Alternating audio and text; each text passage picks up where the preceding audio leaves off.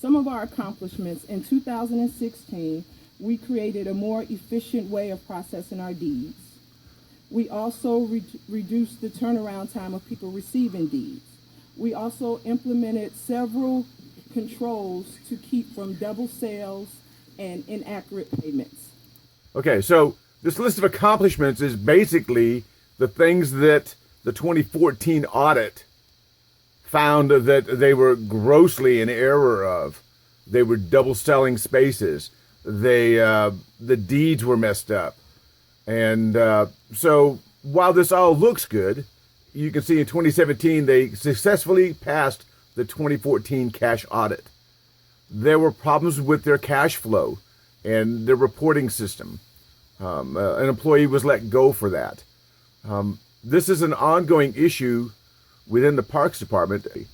And so it's very important that there be transparency and accountability all the way down the line.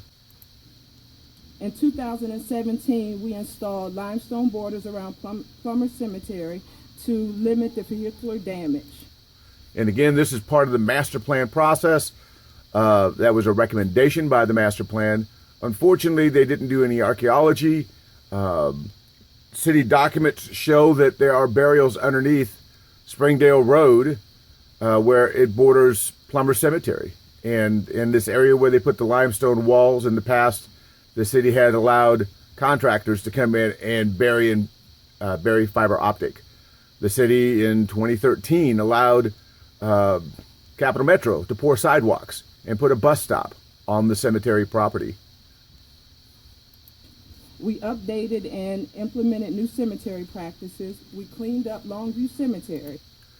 That's wrong. I've got videos that'll show that as well.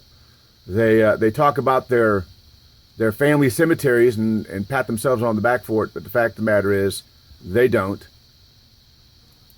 Cemetery operations also successfully passed the 2014 cash audit. Again, that was part of something from 2014 audit that showed a lot of deficiencies. They say they launched the phase 1 of the Cemetery Information Management System. SIMS they've had for a very long time. SIMS, when they got SIMS incorporated our database for all of our city cemeteries. There's a lot of problems within that database. But here they're setting you up to make you think that, oh, we need more people, we need to get SIMS up to speed. The fact is they don't use SIMS to its potential. They're stuck using an accounting system and a management system outside of SIMS that's designed for parkland, does not meet their needs. And we also launched our phase 1 of our SIMS, which is our cemetery management system.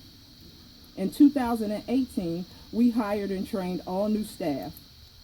Listen to what she just told you. She told you a year ago they hired all new staff, and that's just not true. They do have a large turnaround. It's a revolving door of people. A good question to ask them is, show me the list of your employees and show me their training records. I just did that. And you'll be surprised on the lack of training and some of the odd subjects that the city trains their employees on, and none of it has to do with cemetery practices. We completed and submitted cemetery rules and regulations. We launched phase 2 of SIMS. Again, ask them what the different phases of SIMS are and how they're using it. SIMS is a very good program.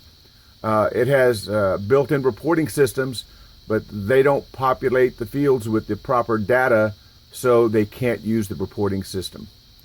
And we also restored Oakwood Cemetery Chapel and also started to sell invertible vases.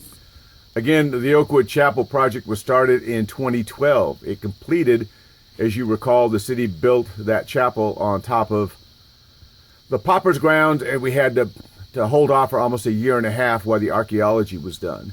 The important thing about this is, when I asked, where are you going to put those 39 sets of remains, nobody wants to tell me. I don't think they have a clue. They've known for many years they're going to have to rebury these remains, but no one's saying anything. And of course, they're selling invertible bases now for $75, and they'll install them for free. Again, we're moving more into a enterprise fund instead of a general fund managing account management.